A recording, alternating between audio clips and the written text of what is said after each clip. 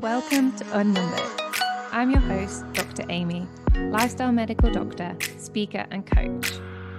I'm here to remind you that you are unique, rare, and one of a kind, and so is your health. So be prepared to be educated, inspired, and empowered to live a healthy and purposeful life. So, today's episode, we have the privilege of hearing about a very interesting journey of Alisha, who battled with severe depression, suicidal thoughts, and anxiety. She was relentlessly seeking healing through several different approaches for years, spending thousands on different healing modalities without much result. So, meet Alisha, a former chemical engineer turned mind-body mentor. After struggling with severe depression for 5 years, she now uses her intuition and personal experiences to guide others back to their wisdom and power. Morning, Alisha. Is it morning there in Canada? Actually, no, it's almost evening. Oh, right. There you go. We're literally like light and dark. You're in the evening, I'm in the morning, you're having snow, and I'm having 25 degrees. It's like the yin and the yang. Yeah. So welcome. Thank you so much for coming on. Obviously, the first thing I want to say is, how do you go from being a chemical engineer to then working as a mind-body mentor? I mean, there's multiple people probably listening being like, what? Like this, where does that transition even begin? So share with us. Yeah, so I guess I'll try to give you the short story, I guess. The short story is because I had severe depression for 5 years, and everything I was trying wasn't working for me until I found my mentor, and her work is all about mind-body medicine and expanding your consciousness to heal. And as soon as I found her work, I had just like done one of her online programs, and I started healing from depression right away, which was crazy because everything I tried before that, nothing was working. And so she just asked me to share my story on her podcast. And then her community started asking to work with me. And she's like, let's set this up where you mentor my community. And then, yeah, I did it with her for years. And now I do it on my own. That's a short story. But I'm sure people probably want to know how I had the courage. What did you do? Yeah. Because I know people are scared. Yeah. Give us your secrets, what we're asking. Yeah. What really created the shift, and this would work for anyone, is I had to come into a new consciousness where my old job was no longer aligned with me and something new could actually come in. So my mentor always used to tell me that that old job when I was an engineer was only showing up in my life to show me the things that I'm carrying that aren't true, like the beliefs that I had that, there's nothing I'm meant to do, there's nothing I'm good at. It's just was happening to clear the fears I have and the parts of me that don't know that abundance is your birthright. She's like, that's why this job is in your life. And she's like, the second you clear that and you're not in fear anymore and you know abundance is your birthright, like on a cellular level, that job will have no purpose in your life and it will fade out of your life. And she was right. Like within a week of me actually coming into a new consciousness. And the reason I could tell was because I wasn't scared anymore. I was like, I'm ready to quit. I was like, I'm going to quit in September. Like I'd already like decided and I didn't know what I was going to do next, but I had moved through so much fear that I wasn't scared about how I was going to be taken care of. That's just how you're going to feel when you dissolve fear, because if you're not in fear, you're not scared on how you're going to get taken care of. Part of you just trusts that you're going to be. So I could feel there was an internal shift. And from that moment to the moment that I started doing healing work, it was like less than a week that job faded out of my life. I got a package. I didn't even have to quit. And then within days, my mentor asked me to heal her community and it all happened for me. And I didn't have to go searching or trying or figuring it out. It just all happened for me. Yeah. I love that. I love how you mentioned about when you kind of close one door, you open up enough space for something else to come in. And I'm a huge believer in the universe kind of having my back and trusting the universe. But I also come from a very practical sense that and I know this because patients talk about it, right? Is that they do have a full-time job that maybe they don't like, but it pays the bills.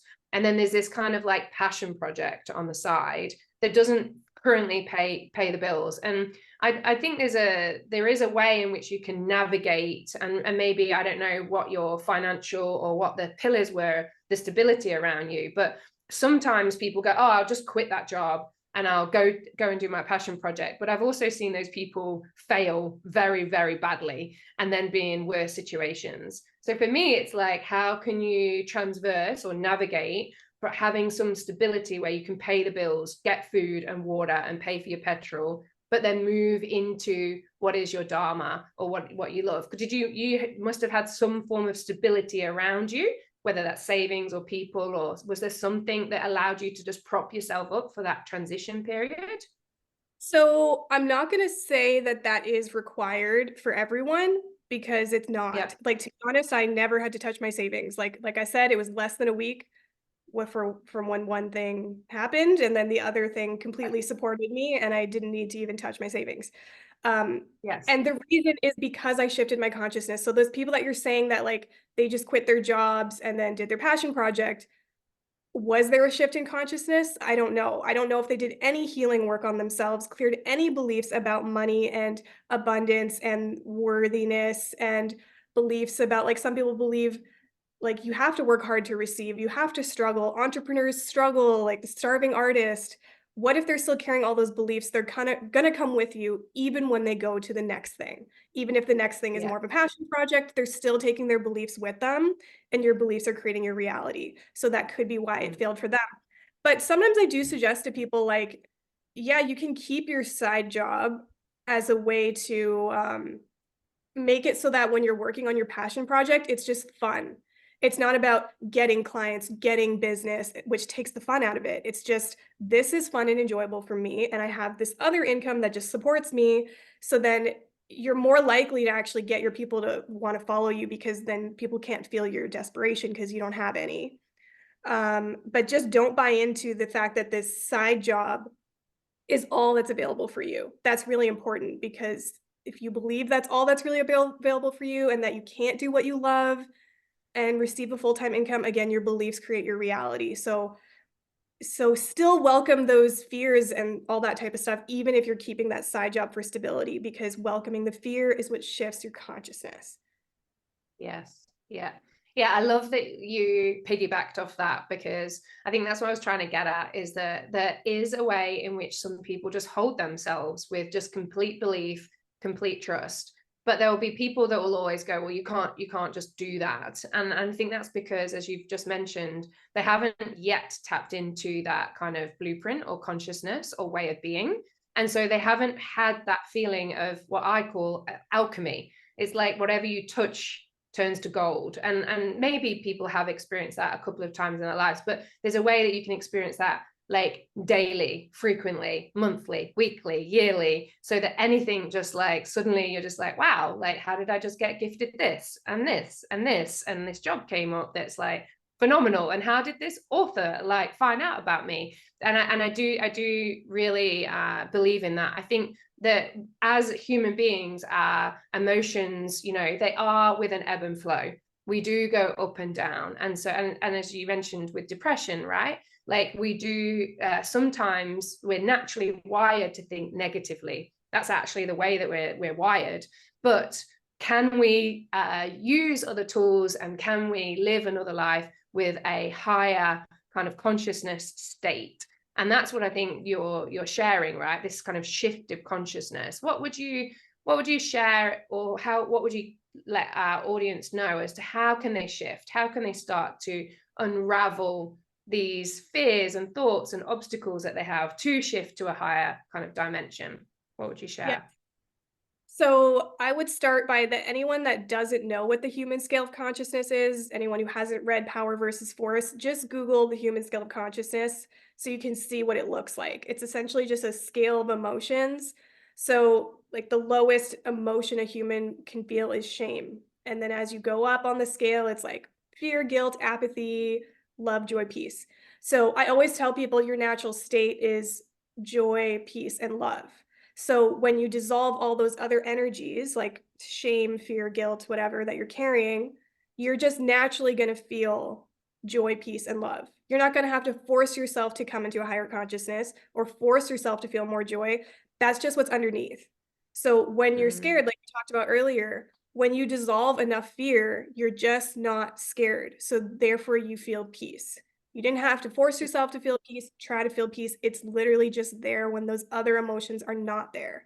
And same thing with when I mm, had depression, when I started to dissolve the energy of like shame and despair and hopelessness, and I started to move those, I naturally felt more joy, just 2%. And it kept growing and growing and growing. I didn't have to force myself to try to feel joy and try to feel positive and try to feel happy. Like it was just underneath the other energies. So, to make it really simple, the way you shift your consciousness is by welcoming those energies instead of suppressing them, rejecting them, making them wrong, trying to fix them, make them go away. I really don't want to feel this anymore, or like distracting from them. We want to welcome them, bring more awareness to them. There isn't any threat mm, in bringing more awareness to what you're already carrying. A lot of people are scared to do that. They think, I shouldn't go into the darkness and the negativity because I'll stay in it or I'll wallow in it. I'll never get out of it. And there is mm, a big difference between wallowing and welcoming. Wallowing is kind of like you're buying into the story that this is all available for you. This is the only thing available for you. Welcoming is bringing awareness to what you're feeling with compassion. Like, where do I feel it in my body? And just like having love for the part of you that is in pain. That's welcoming. There's no way you're going to mm, get stuck in it when you're welcoming, because then you're getting out of resistance and your body already mm. knows how to dissolve emotions and transmute energy when you're not in resistance. So it's no, there's no threat in bringing awareness to any sort of darkness that you're feeling. It makes me, what you just talked about makes me think of locus of control, which is a form of like a psychology kind of hypothesis that there is more, so people who are depressed and anxious have more of this idea that things are like they're trying to control something, they're trying to fix or navigate or control is the word. They're trying to control a situation. But what people who have less depression, they don't focus on the locus of control because they know that they cannot control a situation. So, say for example, your father dies. Throughout, every single human is going to have a grief and bereavement. And then, unfortunately, what's going to happen is some people are going to, as you mentioned, wallow in that, and other people are going to welcome. It sounds odd, but they're going to welcome that is a grief, a bereavement time of their life, and they're going to celebrate that person's life. But there's a huge difference that you see people just in something simple like death. So I love that you use that, and what I would focus on is that's called locus of control, which you can look up in studies. It's great to look at. Sorry, my dog is crying at the. I don't know if you can hear. Can you hear? Can you hear her? A little bit, yeah. Aurora, stop it. But anyway, let's just shift. So you kind of mentioned about mind body medicine. So is there, like, you've talked a bit about the mind and the consciousness. Do you use any other tools? Like, do you go down like the nutritional, environmental route? Because there's lots and lots of different pieces of the puzzle when we think of depression, right? It's not just consciousness. There's actually heaps that we can look at. Do you look at any other modalities or any particular modalities you like? So what I help people do, I'm always about helping people heal in the fastest way possible, which is, what is it your body's asking for? Because yeah, Mm, there's certain things that could help you, like eating healthier, exercise, whatever. But what if that is not the root cause for you on why you have depression? You can do that all day long and it's not going to move the needle. So for me, it's like, what is your body asking for? And how do we get you connected to your body's wisdom so you're not wasting your time trying a bunch of things that aren't going to make a difference? So mm, I never tell people try this modality, try that modality. What I actually do is I teach them how their wisdom speaks to them, so that every time they want to go try something new, like a diet or a different practitioner they want to work with or a different modality, they are aware, does it feel light? Does it feel heavy? If it feels light, mm, it's like your body's way of telling you, go in this direction. This will serve me. And if it feels heavy, mm, it's the opposite. This is not what I'm asking for. This isn't serving me, or you're buying into some sort of lie if it feels really heavy. So, like, normally when my clients come to me, there's a question on my intake form that they have to fill out that's like, what are you currently trying, or what have you already tried? And when I see a paragraph that's this long of things that they're trying, like taking a million supplements, trying a million programs, I know that they're not connected to their body's wisdom. So they're just trying everything they can because they're really desperate to heal.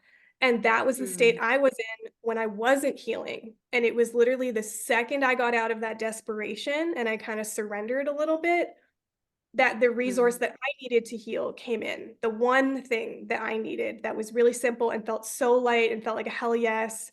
When I had told myself I wasn't going to spend another penny on any sort of healing modality at that point because I had been spending thousands and nothing was working. So the fact that something showed up in my life that felt like a hell yes, and I was like, I'm investing in that. I'm taking that course, and it was the thing that helped me heal. Like, that's what your wisdom feels like. It feels like a hell yes. It feels really light. So, yeah, I can sit here and say, like, certain modalities that I like or certain things that I do, but honestly, when I shift my consciousness, those other things rearrange itself so that, like, health and nutrition, I used to eat all fast food. Every single meal, 3 times a day was fast food. But then when I mm, started shifting my consciousness, coming into more self-love naturally, I crave healthier foods every day. Every day it becomes more and more of I can't eat the same stuff that I used to eat. I feel sick if I eat the stuff I used to eat. So I don't have to force myself to do any sort of like diets or nutrition or force myself to eat healthy.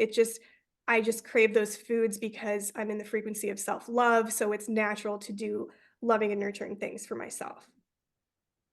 yeah, yeah, I completely agree. I find that once people have shifted themselves or they have an idea of where they want to go, I do find that choices become much simpler. They become much easier because they know it's a bit like ordering at a restaurant, right? You order, I don't know, a curry, and you know that that's where you want to go with the curry. So it's a bit like going down a shopping aisle. It's like you don't need anything down the sweet aisle. So it's a simple no. It's like, no, I don't need this. Next aisle, oh yes, I need the curry paste, or I need the basil or the coriander, right? Becomes very easy to make choices. And I think that's one thing that I find with a lot of people with depression, anxiety, OCD, other things, is that people find it very difficult to make choices.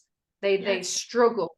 And that's because what you've mentioned is that they don't know where they are in alignment and where they're not in alignment. And then when you clearly, allow them to hone in, it sounds like in your work, you're allowing them to hone in to what's in alignment, and by guiding them or asking them questions so they can really feel who they are and what feels light or heavy, in order to answer that. And it's intuitive, right? That's their intuition.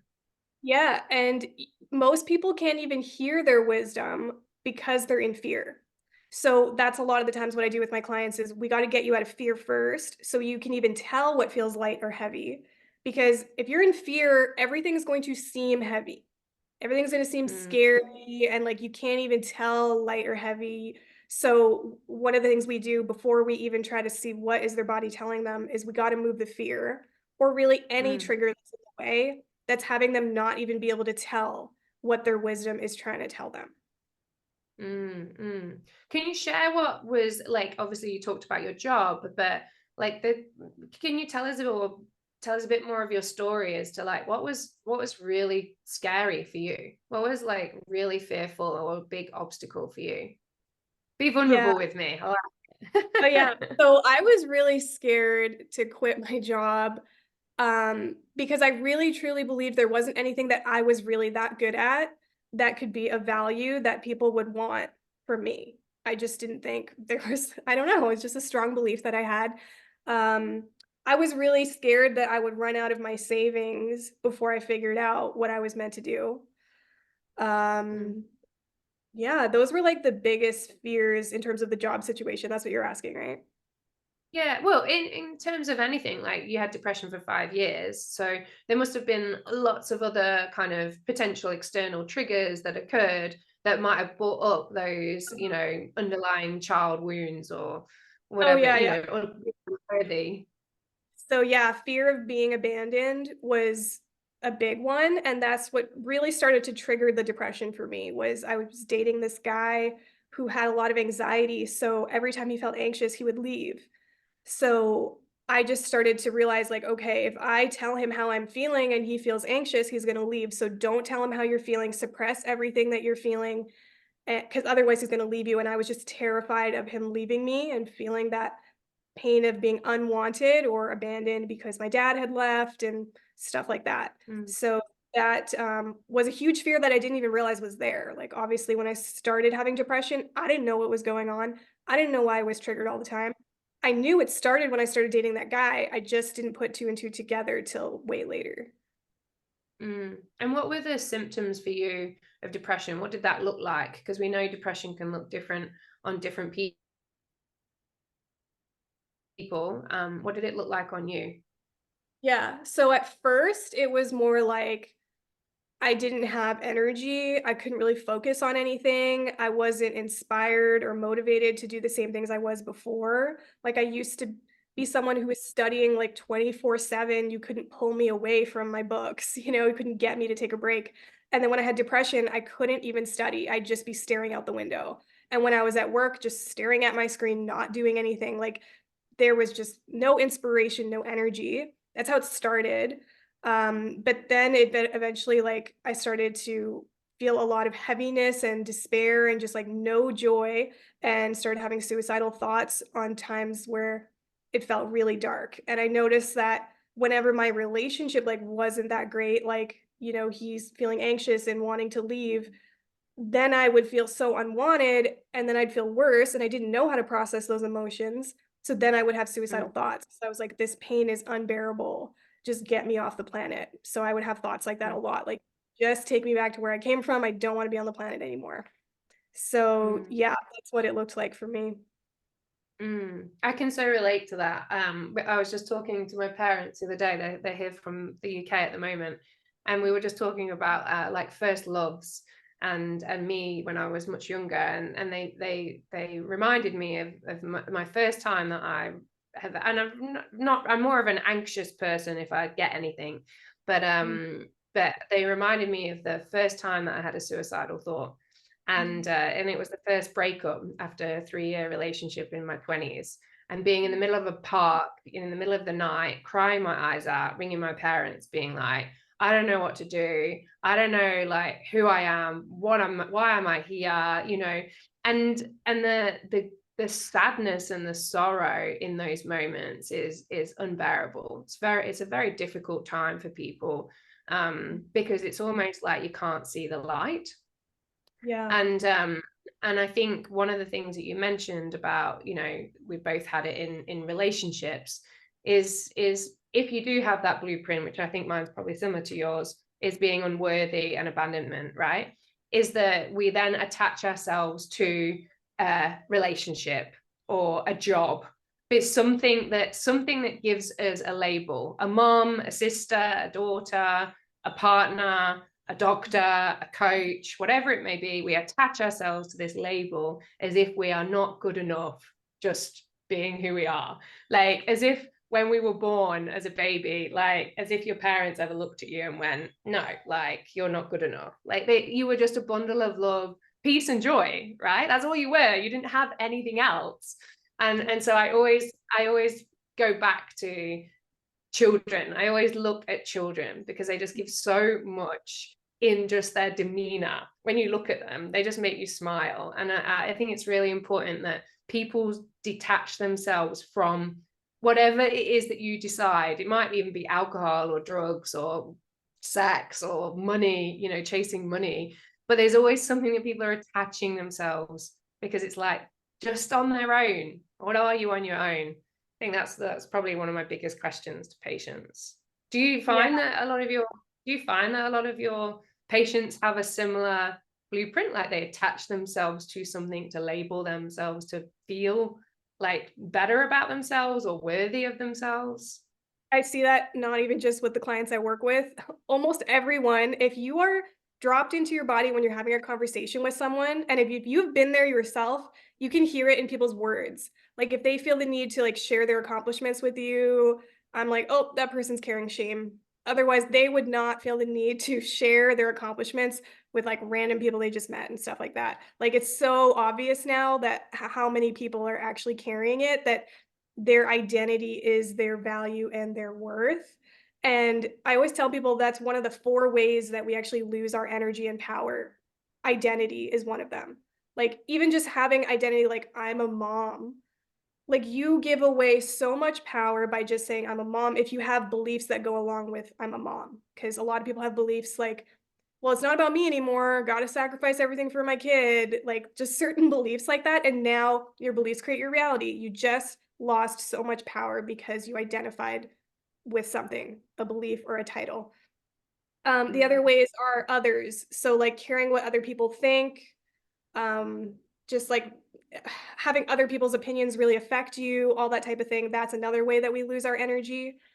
And mm, what's the other one? And then past and future. So like worrying about the future, which is more like an anxiety kind of thing, or like living in the past, having regrets, I shouldn't have done that.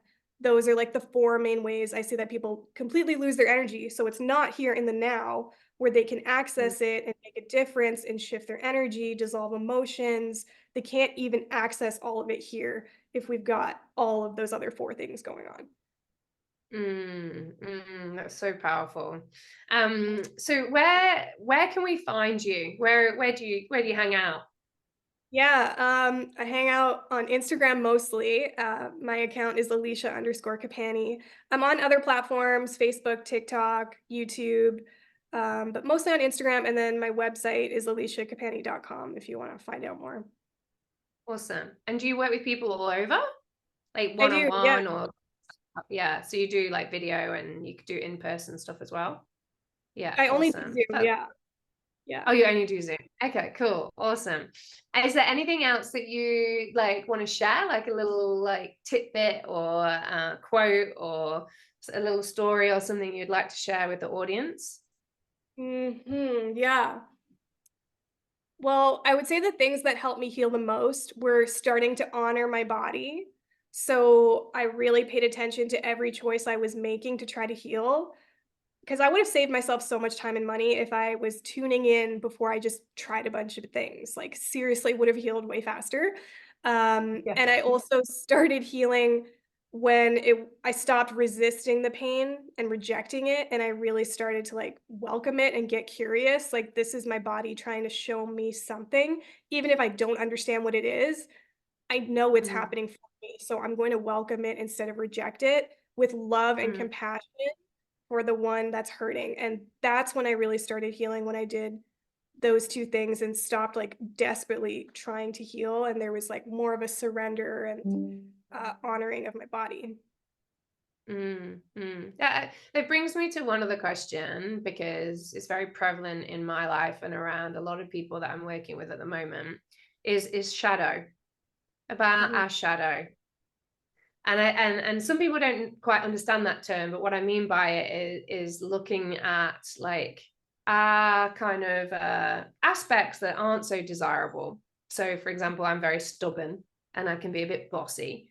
And my parents would laugh at that. But you know, the reality is really accepting our shadow. Do you talk a little bit about shadow and how you are there to shine light on it and be accepting of it, and you know, almost, as I said, this welcoming, being welcoming of your shadow? For me, I find that it's very rewarding to realize who I am, have awareness of who I am, and then I'm able to pick up quickly when I'm being controlling or, you know, bossy in that moment. Do you Yeah. talk much about shadow? Yeah. I just don't call it shadow. I call it like energies that aren't serving you. But yeah, like same sort of thing. Yeah. And the way that I heal them and invite other people to heal them is actually like just letting life reflect it back to you, because you're going to see it and have more awareness of it, like the more you're paying attention to the triggers. So if someone says something to you and then you're triggered, or you see something on social media and you're triggered, or you're watching a movie and you're triggered, and you pause every time you're triggered, you don't just let it go.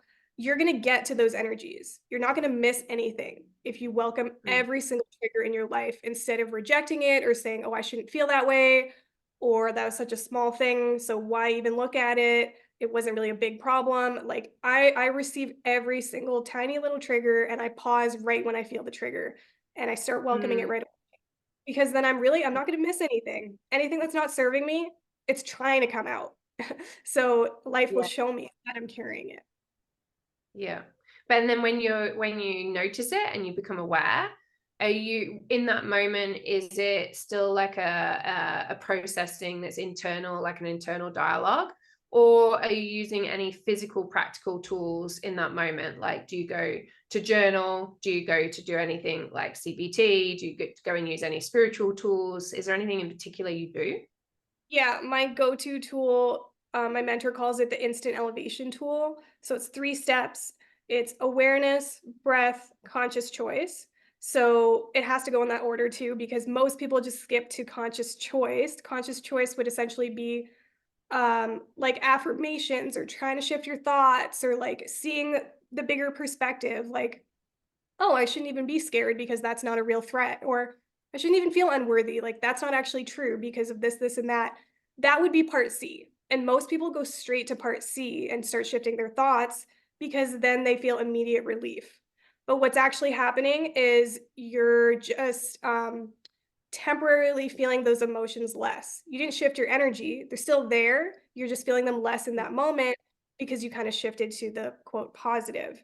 So it's very Mm, important to do A and B first. So bring awareness to what you're feeling first. Where do you feel it in mm, your body? You're not triggered unless you feel it in your body. So there's going to be something somewhere for you to bring awareness to. And then you can ask mm, certain questions to try to bring more awareness to what you're feeling. Like, do I feel contracted right now? Do I feel expanded right now? On a scale of 1 to 10, how intense does this feel right now? Does this energy have like a texture, a density, a size? And the answer to these questions does not mean anything. The only reason you're mm, asking them is so that you bring more awareness instead of less awareness, instead of like not receiving the trigger or rejecting it or distracting from it. You're bringing more awareness to it without mm, resisting it. That's why it's so important and it's the most important step. And then the second step is breath, but it's conscious, slower, deeper breaths all the way down to your belly. So you're activating your parasympathetic nervous system response, which is your rest and digest state where your body already knows how to heal itself and how to move the energy, dissolve the emotions. So it can take as little as 3 belly breaths to get out of fight or flight. Unless it's like mm, a really dense energy, maybe you need way more breath. And then just keep mm, doing A and B for a while. Bring awareness to what you're feeling. Breathe more fully. Keep doing that until you feel a little bit lighter before you bring in part C, before you start bringing in an affirmation or like, I choose to relax my body. I choose to be at peace. Choose to mm. see what's truly happening here. Bring that in at the end when you're already starting to feel a little bit lighter. Mm, mm. I love that. And it really does relate very well to a lot of people I see, and what I've experienced myself, is very quickly skipping A. I have a propensity to skip A because I don't like feeling the discomfort of whatever's occurring. I like to move quickly and I like to move fast to B to C. And I see it, I'm human, and I see it in most patients is that they want to just move quickly. And really, I've been talking a bit recently to a lot of friends about the beauty of being in your shit, Mhm. the Yeah. beauty of actually being in it. um I'm still personally navigating like what that looks like, and I believe that honestly it's a continual journey. I don't believe that anyone's figured it all out, and I think that anyone that tells you they have is lying. I Mhm. think that there will be ebbs and flows of where we go, and that we shift in different moments quickly and other times slowly. So I think it's really important that people realize it's okay to realize that you might be, acknowledge, hey, I am actually that person that shifts very quickly out of A. There's nothing wrong with that, okay? Yeah. But I just love that like 1, 2, 3 step that you talked about. It's really nice if people could stamp that in their brain. Yeah. Yeah. Remember your voice. Remember your voice. What did Alisha say? Okay, great. So thank you so much. That was really beautiful to end on. And I'm sure, as always, I'm sure we could talk forever. But it was really inspiring to hear your journey of depression and where that like transformed you to, and where you are now. And clearly, you have a really vibrant, beautiful energy. And that's obviously because you've shifted your consciousness. So I'm sure many people will be attracted to your work, and you'll be easy to find. And I'll post the links in the Instagram follow-up. So thank you so much, Alisha. It's been incredible. Thanks for having me. No worries.